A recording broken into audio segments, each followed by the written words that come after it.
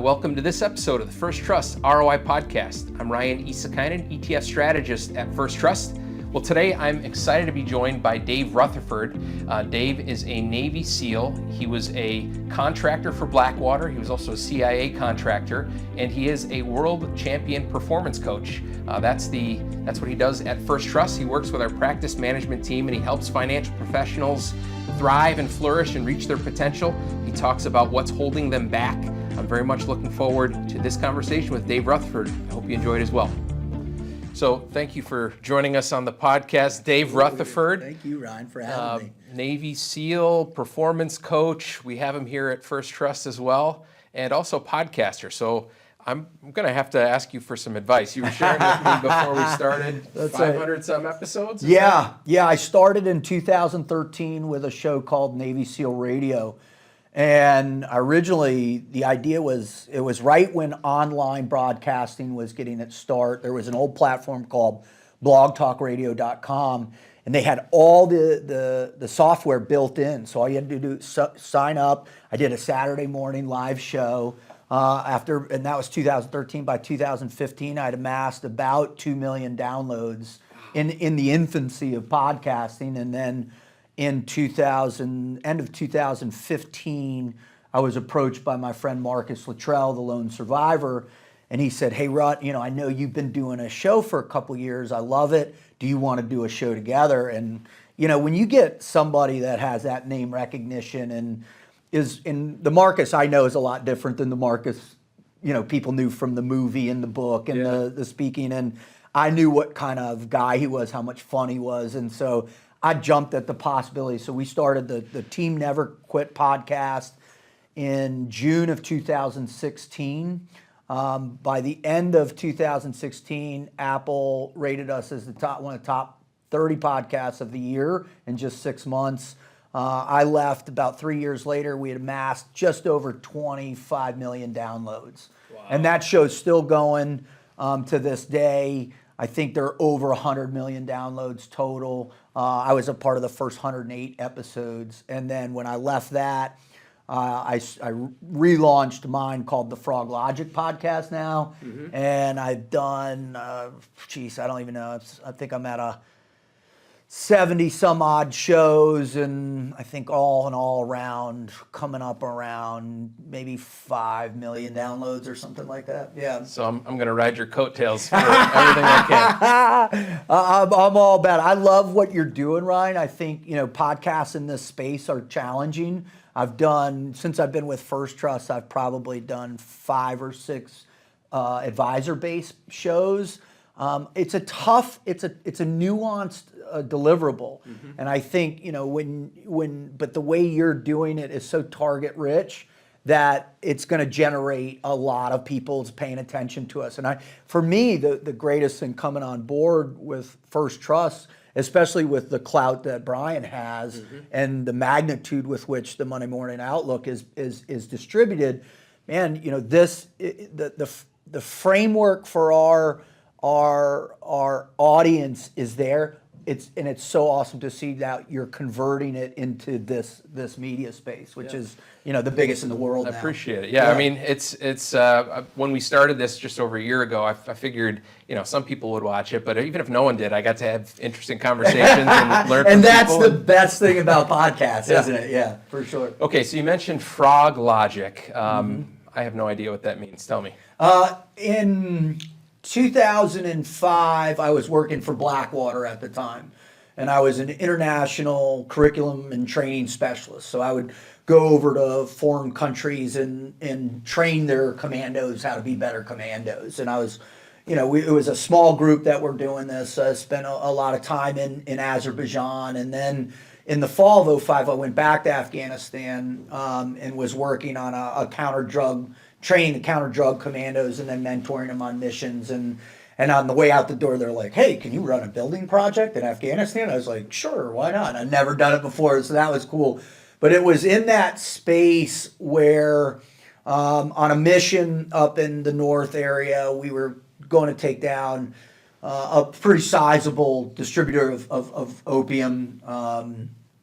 And to give you an idea the size and scale of what Afghanistan was producing around the world, in 2005 they produced about $200 million worth of raw opium into Europe alone. And that came all out of Afghanistan, across Uzbekistan, up into the Caucasus and down into Europe. And so it's a monster amount of illicit drugs. And I remember we hit this compound, and when you go into an Afghan compound, it's really fascinating. There'll be 10 adult males. There'll be roughly around 12 to 15 women, and then 30 kids. And so entering into the compound, we'd done our thing. Everybody was dialed in, and I look over and I see these children. And if you've ever been to a third world country, it's one of the most powerful things that jolts you to your core when you see children that are truly impoverished. When they have hunger challenges, they're malnourished. They're in societies that are rooted in kind of a cultural dynamic of eye for an eye. And it's like in Afghanistan, which I consider probably the worst challenge to be a child, right? Is you've got by the time you're a 13-year-old teenage girl, you're essentially just a receptacle for procreation. Young boys are beaten regularly. They're also used for sexual pleasures as well too. These tribes war with each other. Girls can't go to school. The Taliban just came out, and and that's a whole nother thing. We're still paying them $40 million a week. Wow. My best friend Sean Ryan, who's got one of the biggest podcasts in the world, broke that story this past summer, that we're still paying the Taliban. And we're actually paying fees to all the guys that were martyred killing our friends. We're still paying their families and fees because they were martyred. So think about that for a second. Well, anyways, so I see these kids, and my first trip to Afghanistan, when I was with SEAL Team 1 back in 2002, I had cultivated a hate, obviously, for that sensation of 9/11 and wanting revenge. That hate almost destroyed me. So the second trip, I was like, man, I really want to understand the culture. I want to understand the people. So I went on this, I read probably about 10 books about Afghanistan, the history of Afghanistan, the people, the different tribes. I worked extensively. I was the intel rep for this group. And going into this compound, seeing those kids with nothing, and it hit me, and it was like, my God, why can't we figure out how to inspire those children with even a sliver of hope that there's a way to evolve out of this draconian culture? And I was a medic, so I started looking at Doctors Without Borders. I looked at USAID. I looked at a bunch of nonprofits that I could take my security skills, my medical skills, and I could get access to war-torn countries and children. And I wanted to figure out how to help them. Unfortunately, it just nonprofits overseas and former special operations guys kind of butt heads on how they run things. Yep. And I've actually lost a couple teammates on rescue missions as a result of that type of security. I don't want to call it lackadaisical, but they put their mission ahead of security a lot of times, and it gets them into troubles. And so I didn't work out, but when I came home, I was like, well, I started to notice, if you look at statistically at some of the behavioral health stuff with kids in America, in particular the last 4 years, we're in a nightmare scenario with that. But back in 2006, I started to find statistics that were frightening to kids. In particular, kids in that 10 to 15 year age. And I said, you know what? After a particular article from a couple of psychologists from Harvard who had coined this phrase, internet withdrawal syndrome, I said, which is essentially the desocialization of our youth, right? Because you're hyper-connected, you're integrated in your device constantly, your socialization skills plummet, and that's what is causing just a skyrocketing and anxiety, depression, and all the other mental health challenges I think our kids are facing. I mean, hell, 2 years ago, girls' teenage suicide increased by 50%. Yeah. That's a staggering number that I don't think enough people are wrapping their minds around. So I wanted to go help kids in that transitional process of where identity begins to emerge. So I was like, okay, well, what can I utilize from my past as a Division I athlete, as a SEAL, as an instructor, as working for what can I extrapolate and teach kids? And so what I came up with this concept called frog logic. And frog is me paying tribute to the frogmen of the Navy back in World War II. That's what they called the underwater demolition teams, because essentially they'd go into combat scenarios with a dive knife, one of those horrible circular masks and some, 2x4s as fins and like 50 pounds of TNT. And they would drop these guys 5 miles off the atolls. They'd swim in, blow up the reefs, so all those landing craft. So they called them the frogmen of the Navy. And so I wanted to pay tribute to that mindset, that no matter what mission is in front of them, they're going to get it done. And then obviously the logic that goes behind that, right? The mindset stuff. And so I created my first program within Frog Logic, which was teaching people how to forge self-confidence, because I believe self-confidence is one of the core root ideas of human performance. Because when you think about it, and I think about it in particular, that's what I do when I go out on the road with our wholesalers. These guys are under this unbelievable pressure to perform, obviously. That's the beauty and the challenge of First Trust. There is this immeasurable pressure that's everybody willing, they want it, they're part of it. And it's funny, I was just, down with a bunch of guys on the beach this morning, as I do every, end of the year event and mid-year event, and get a little fellowship going, get a little beat down session in the ocean and on the beach. And one of the things is talking about is managing that pressure through that recognition that your self-confidence is malleable, right? If you take enough no's every day, that's going to start to flip, and that introspection can become jaded with what I call the negative insurgency, right? That constant attack pulling down the structure of your ability. And so I developed this, 8 missions of really teaching guys, young kids, how to forge that self-confidence in this growth of identity. And so that began the Frog Logic concepts. So, well, that was a long-winded story for that. Sorry, I do have a tendency to ramble. No, that was all wonderful. I've got about 700 follow-up questions that we could go down different rabbit holes there.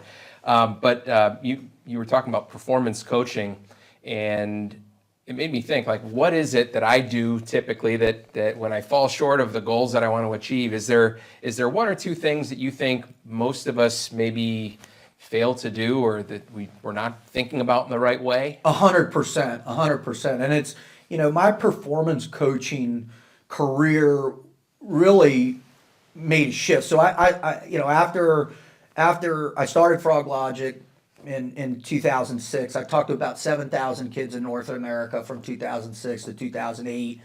And then when the economy collapsed, I got recruited to go work for the Central Intelligence Agency. And so for 2 years, trained, was an instructor teaching case officers, and for 2 years I deployed. If you ever saw the movie 13 Hours, The Secret Soldiers of Benghazi, that's what I did for 2 years. And when I left there is when I started professionally speaking. And I started in our industry. A friend I had gone through training was a wholesaler at a competitor, not really a competitor, but a different company. And he brought me in, and I did 30 events. And so that launched it. But the next year, 2013, because I had a very strong presence on the internet at that time, because I really understood SEO marketing early. I understood YouTube. I understood social media. And then obviously with the podcast really helped boost me up a lot. And so I was approached by the Miami Dolphins to come in and work with their rookies. And so in 2013, I started working with professional athletes, and then started to work with collegiate athletes, and then individual from UFC fighters. I worked with the United States Tennis Association for 3 years. I guess my pinnacle year was 2018. I helped the Oregon State Beavers win a collegiate World Series championship in my second year with them. And then in my third year with the Boston Red Sox, we won a World Series championship there. So, I never imagined I'd be a performance coach ever. I just didn't see how I could translate the ideas of being a SEAL instructor, being a Blackwater instructor, being a CIA instructor into civilians and their, whether it's athletes or business owners. I just didn't have that capacity. But then I started to reevaluate the core concepts within within how you learn how to be an operator. And so those four core things, I think, translate across any spectrum of performance. So number one, you have to be able to embrace fear. Right? There's no such thing as being fearless. It's a complete falsehood, right? We're wired for fear through our limbic systems. We're taught fear from day one. It's so integrated. Out of the 8 core emotions, it's the most substantial emotion we have to deal with on a day in and day out basis. It never goes away, right?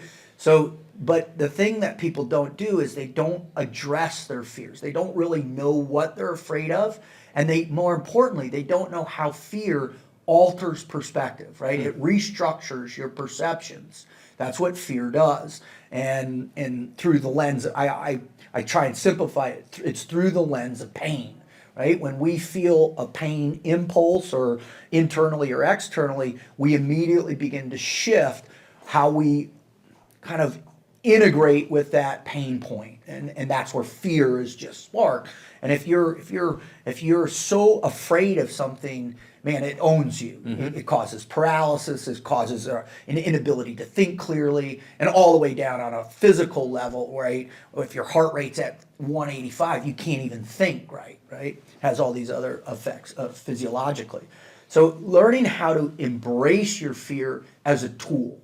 And that's the first in a very linear approach to this performance, these concepts within the frog logic concept. So first, embrace fear. Second, forging self-confidence, right? Really understanding how your self-confidence takes a hit as you go through those plateaus of pain, right? Because every time I'm cooking it, I'm crushing it, I'm doing great, I'm number one on the chart, right? I'm killing it, and then all of a sudden you have a horrible quarter.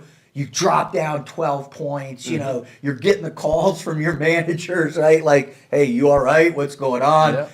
Your self-confidence is shaky. So you have to be able to recognize that, all right, how do I rehabilitate self-confidence? And that's the second one. The third one is know how to be a good team member and know how to be a good teammate, right? It's because there's two different things. One, you come in, you don't know a lot. It's being able to take orders, follow direction, learn on the fly. And then the next is when you're an actual integrated member of that team, like the pods that we use, each one of those guys has an expertise that they put forth, but they do it where they all integrate those expertise at a high level. And that's called what I call living the team life.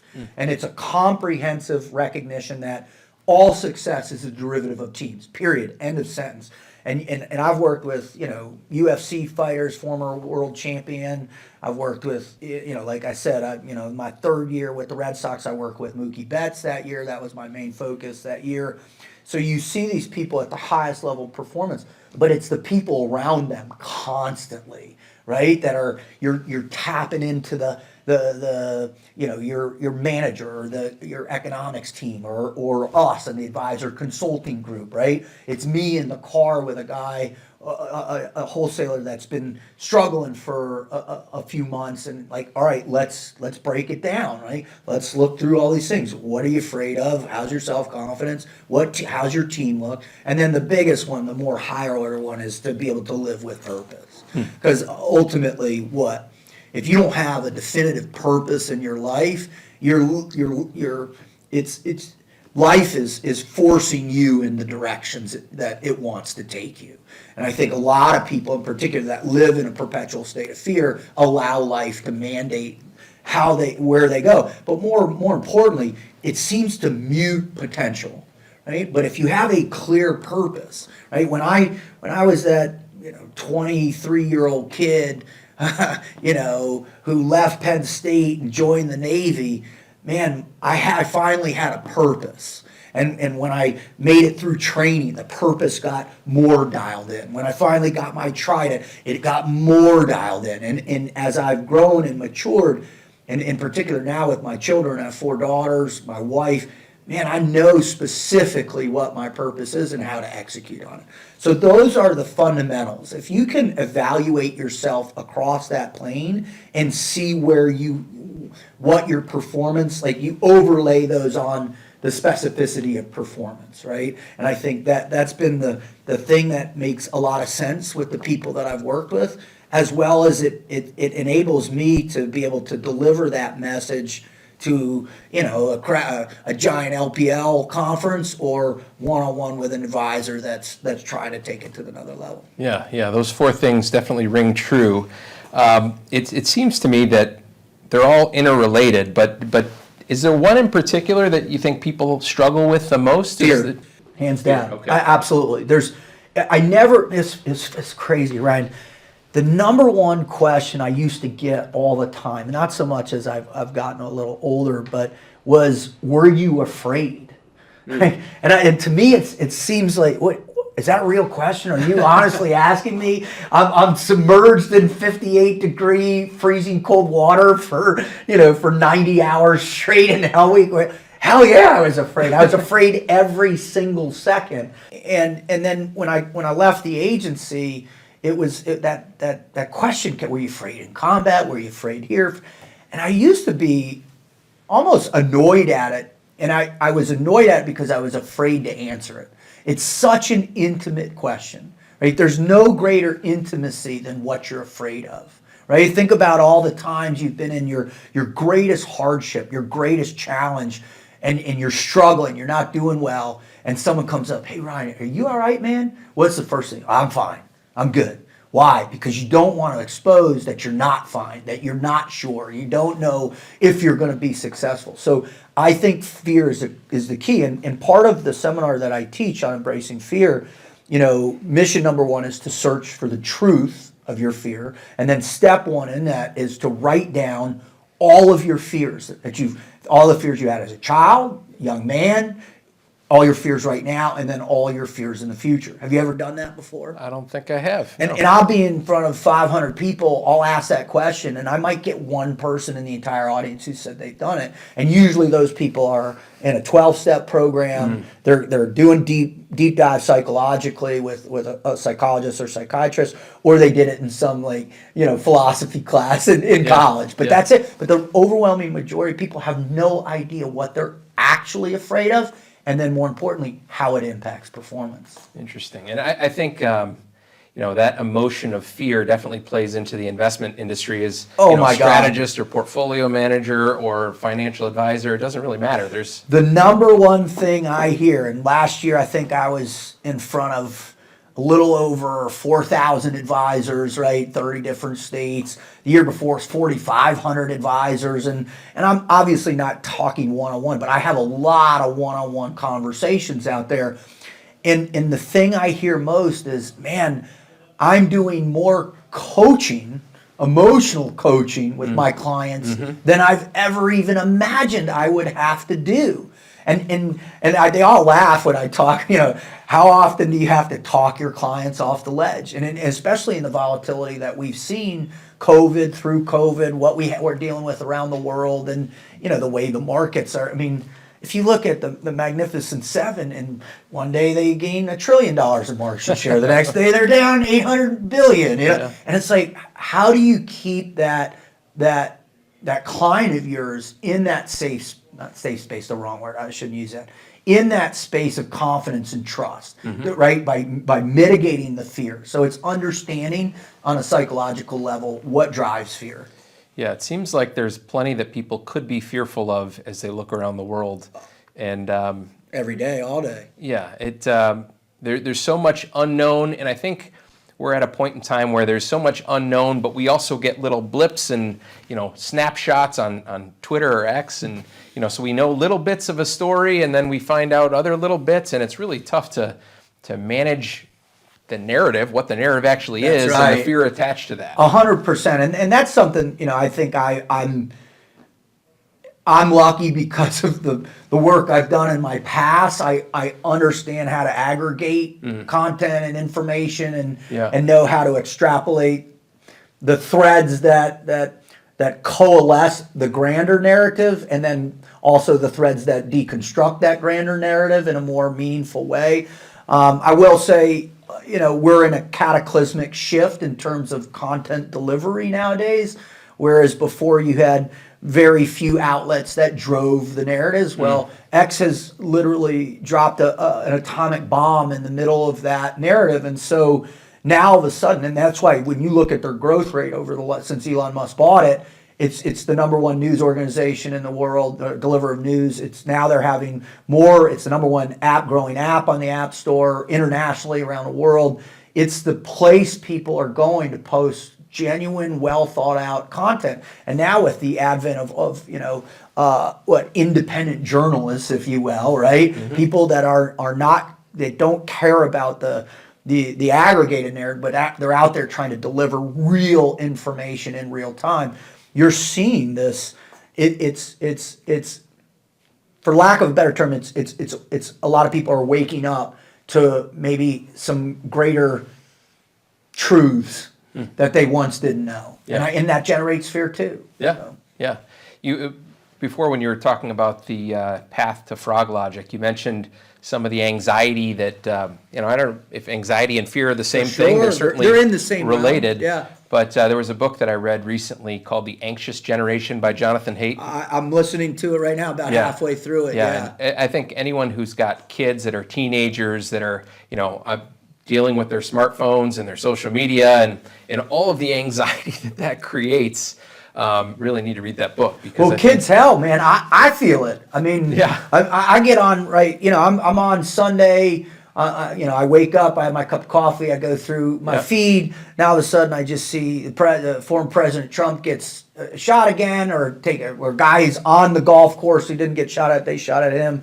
I don't want to misquote anything there, but But immediately, I'm pegged. I think any American is like, oh my God, a second potential assassin. Where are we at? What does this mean for the markets? How does it, it's just, it compounds itself. And I think when you look at what the pandemic did, is it reset the framework of our society in particular, but I think globally as well. Now, many countries didn't have the same effect, right, as others, but certainly it was a global shift in consciousness, in particular through fear, through the lens of, oh my God, if I step out my door, I'm going to catch something that's going to kill me, my family, my friends, and I think, we're still recovering from that shift in consciousness. Yeah, it seems like there's also, as a result of that, maybe a lack of trust in some of the institutions that people used to say, I 100% trust this government agency, but now I'm not so sure I can trust them. And I think that's probably global as well.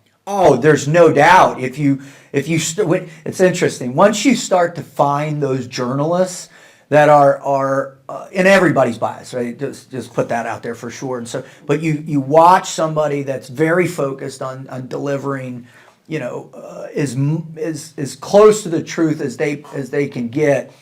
You're seeing that there's this worry, this perpetual state of worry that's out there, and it is global for sure. I mean, when you have the Nord Stream pipeline getting blown up, you can tell Europe and its energy market is going to freak out, right? If you look at, it's just, you can go all across those markets and everywhere and how they reacted and what's taking place. But I think what going back to that original frog logic and that core understanding of fear, if you understand how fear affects you, you can actually be able to address it in a much more fundamental way than just letting the effects of that compounding fear build on you to where your performance just starts to come off. Okay, we're going to shift gears a little bit. You've been all over the world, right?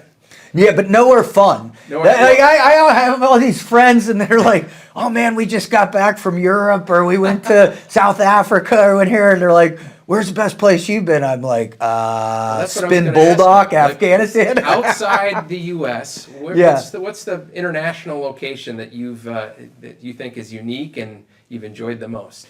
I mean, obviously, Afghanistan's where I spent most of my time operationally. It is really this unique space in the world when you understand the history of it, you understand the Silk Route, you understand, transcontinental commerce from ancient China into the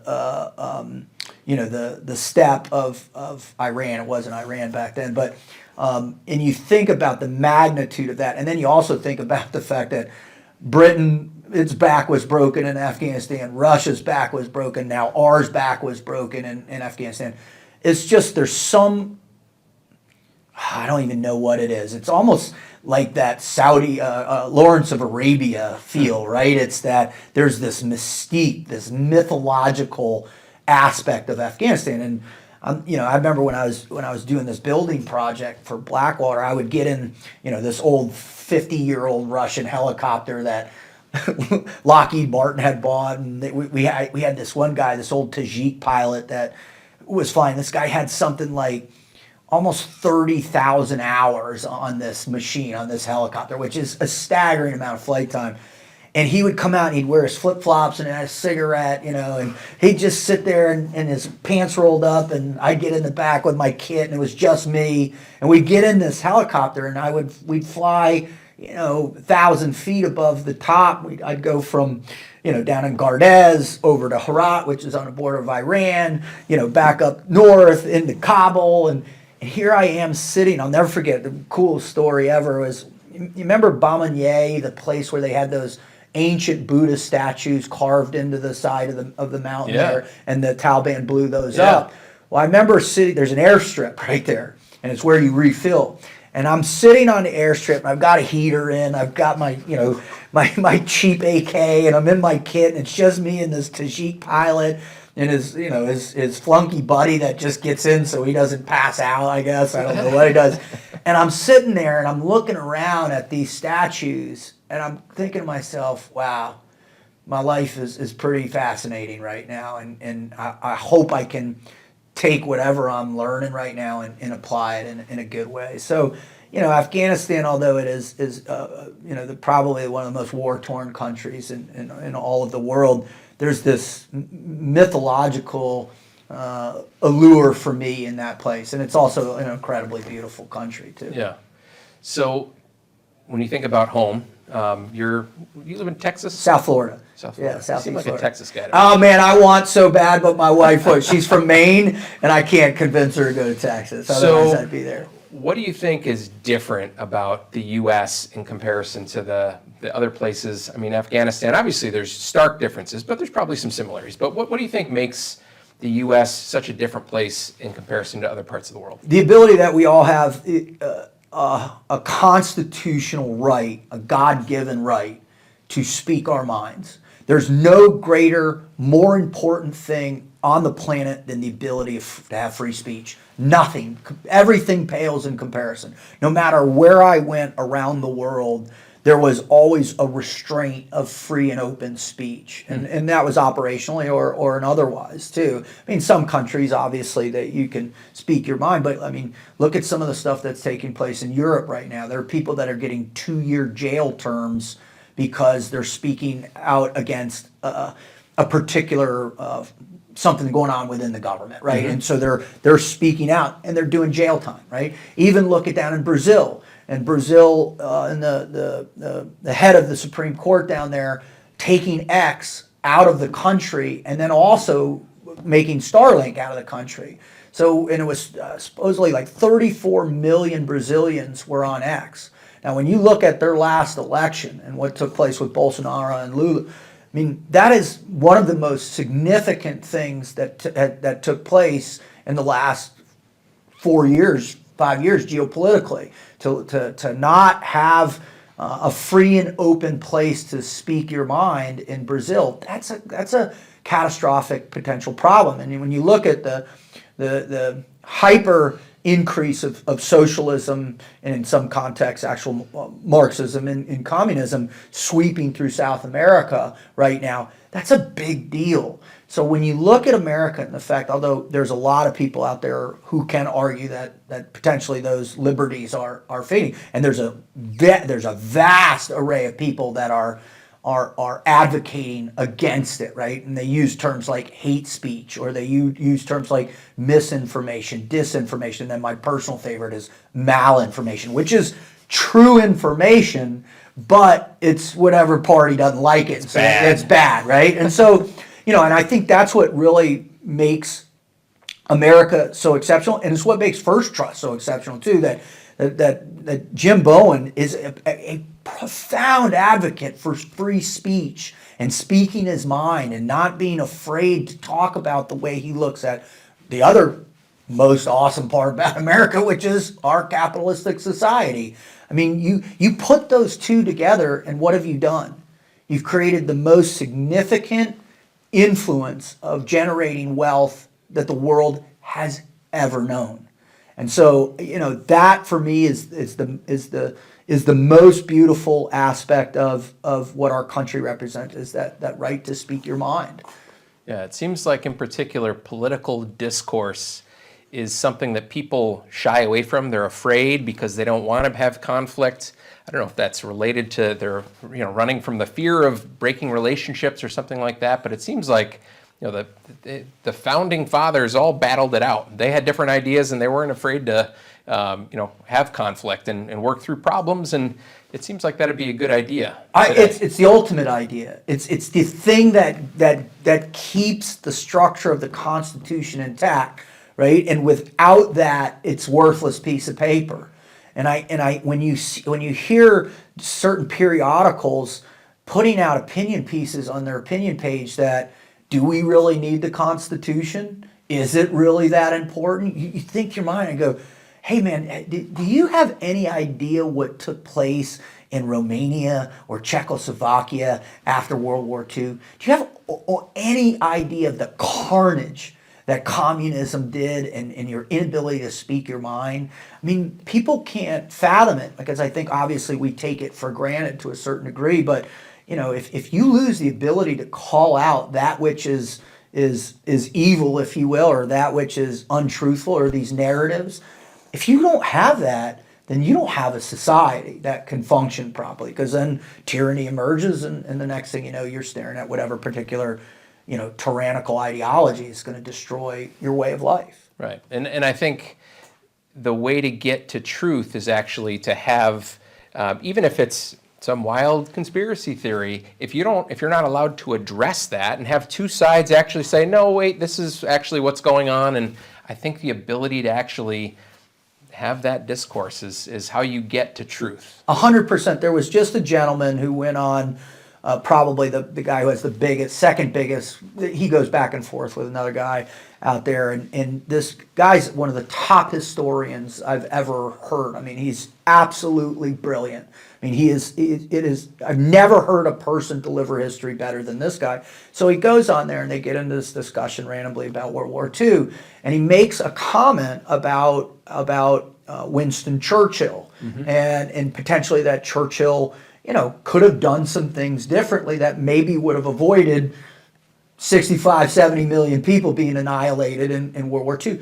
That interview blew up, and the way that those two people, in particular, this poor historian who's just a historian, he's not a personality, he's not a pundit, he's not advocating one way or the other. And he actually, he creates the caveat for the statement before he says it. He's like, this might be hyperbole, but he was attacked from around the world, and there were calls for him to be arrested in certain areas, and there were death threats. He got death threats from this. Yeah. And so when we lose the ability to put an idea on the table and have all of us bring forth that God-given right of evaluation and critical thinking, and the ability to make a poignant argument one way or the other from two other directions you can't even think about, that's how creativity emerges. That's how societies stay intact. That's how debate flourishes. And you're right. People have been afraid. I think, I was a direct, what do you call it, recipient of cancel culture leading into the 2020 elections. I was essentially locked out of Facebook and Instagram. My YouTube channel was throttled. Several other platforms, essentially throttled me as well. And I lost access to about 125,000 followers. Wow. And that devastated my business. I mean, absolutely collapsed it. And here's the thing, I never was political. I never was advocating one side or the other. I'm a motivational guy. I'm like, hey, let's figure out how to work through this. But there was one post on one thing that someone got on. They bombarded Facebook, and I immediately locked me out. And I sent over 300 requests saying, hey, what did I do wrong? Because this was back when the censorship industrial complex was just getting ramped up, right? And that's a fascinating thing. If you really want to understand that, there's some brilliant people out there. Michael Schellenberger, brilliant journalist, as well as a guy named Mike Benz, are doing yeoman's work on describing how significant this is and how it interacts with our foreign policy and domestic policy as well. So, when you have the potential to lose your business, that generates fear. Or you have a potential to lose your status in your community or your society, because you have a particular belief system, man, that what does that do? It makes you afraid, fear comes, and then it just generates. And now all of a sudden, you're having to live this disingenuous life to cultivate what you think society wants you to be. And now that causes massive mental health challenges for people. So, I'm absolutely the number one thing that makes America is what it is our ability to free speech. Yeah. So I am at heart an optimist, maybe sometimes too much of an optimist. Yeah. But, I think you have to look at things as clearly as possible and maybe allow yourself to not be cynical, but to be an optimist. Is there anything in particular that makes you optimistic? Yeah, I do, is our resilience as a nation. I mean, when you think about the Revolutionary War, you think about all the different battles and conflicts in between there, the Civil War. I mean, the Civil War most countries do not recover from civil wars. They just don't do it. Obviously, you look at the turn of the century, World War I, World War II. I mean, World War II was this catastrophic, the most catastrophic event in human history. And our ideals, our vision, our morals, the concept of America was able to fight through the treachery of Nazi fascism, and then leading into the 80-year or what was it, 60-year Cold War with communism. I mean, this is substantial challenges that we have had to face over and over and over really long periods of time, but we keep coming back, we keep adapting, we keep evolving. And granted, yes, there are some things that we're not necessarily doing at the highest way we would like, and I think that little bit of lack of confidence in certain institutions is shaking people. But again, that's why I love First Trust, right? What do? We bring the data to the plate, right? We bring the data to the discussion. And when you listen to Strider or you listen to any one of our economists, Andrew or Brian, they always say, hey man, look at the data. Yeah, all of this is going on, but we're still doing really well comparative to the rest of the world. So, I can be fatalistic in terms of my foreign policy analysis. Don't get me started on Ukraine and Israel and Iran and all that. But I think at the end of the day, America itself is built on this core competency of resilience. And that's something that you have to take heart to. Okay. Yeah. One more question for you, Dave. At the end of all of my podcasts, I generally ask people what they're reading. We already talked about The Anxious Generation, but are there any books on the Dave Rutherford book list that you either are going to read or have read recently that you'd recommend? Yeah. So I just finished a book called Coup d'etat. So it's coup d'etat, by Edward and Lutwick. I'm rereading A Space called The Rape of the Mind by a psychologist named Joost Meerloo. I'm reading a book called The History of Religious Ideas, Volume 1. And then the one that I kind of do for fun is On the Psychology of Military Incompetence. Okay. Those all sound like fascinating reads. People ask me, do you ever read for just pleasure? And I did have a friend recently, a buddy of mine, Graham, a wonderful guy. He's from Scotland, and he introduced me to this wonderful book about what was it, Shackelford and down the expedition down to Antarctica. Yeah, that's right. And so when I can't focus on coup d'etats or tyrannical regimes, I'll listen to that struggle, and it's pretty inspiring. Yeah. All right. Well, thank you for coming on the podcast. This has been a great conversation, and I have 30, 40 more questions, but we're running out of time. So I hope I can have you on again. I'd love it, Ryan. Thank you so much for having me on. It's an honor. I've been wanting to come on with you, and I just never knew if I was going to cut it, but I'm happy. I'm glad we worked it out. Thanks Perfect. Again for joining us. And thanks to all of you for joining us on this episode of the First Trust ROI podcast. We'll see you next time.